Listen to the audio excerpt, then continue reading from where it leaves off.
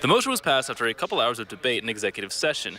The new incentives added included a 100% city property tax abatement, a 50% sales tax rebate, $250,000 from hotel motel funds over 10 years, and $5.5 million in MDC funding for infrastructure costs.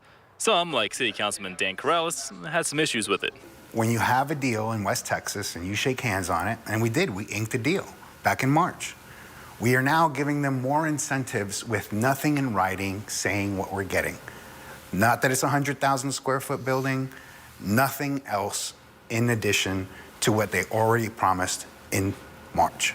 Others, like City Councilman Jack Ladd, believe that it's the best way to reel Bass Pro Shops in. I don't like giving incentives. I think that we shouldn't be giving corporate welfare. But in my opinion, what I think we're doing is playing by the rules that we're given. Now, those economic incentives are what made Corrales vote against it because he believes that Midland may be drawing the short end of the stick. Yes, economic incentives were approved by the state to help promote that. But the deal has to make sense from a business perspective. And that's really been the challenge is we are not getting anything in return for the extra millions of dollars we're giving them that council voted on today. Those extra millions of dollars come from those new incentives, which are getting tweaked in this amendment.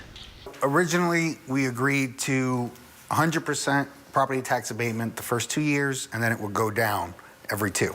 So what we're saying is they're getting 100% property tax abatement, meaning they pay no property taxes for 10 years. But City Council believes that by bringing in some incentives to the negotiating table, it'll be enough to land the prize fish. This does not mean that we're going to get Bass Pro Shop. This was our best shot. We're sending a message to Bass Pro Shop and to other companies like Bass Pro Shop, like Great Wolf Lodge, like Top Golf, that Midland's open for business.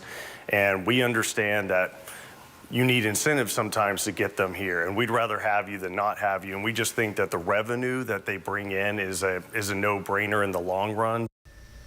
Now, City Council also presented studies that showed that people from up to 600 miles come to cities that have a Bass Pro Shops. And if Midland was to have one, they believe that the long-term revenue the city would gain would ultimately make these incentives worth it.